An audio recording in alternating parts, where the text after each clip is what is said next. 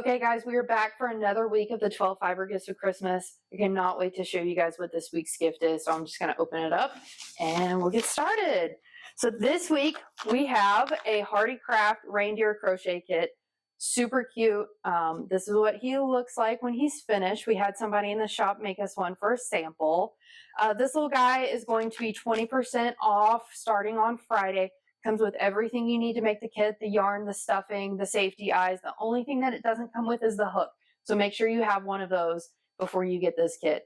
Now I will say that we are a big fan of Hardy Craft kits around here. So make sure that you get this while you can because these tend to fly off the shelves around here. But again, 20% off starts on Friday. We're so excited to see you guys with these and see what you make with them. Or it makes a perfect gift for a crocheter. If you don't want to make it, gift it. Gift the whole kit. That's an idea too. But yeah, check it out. Tell us what you guys think, and we'll see your finished projects in a couple of weeks.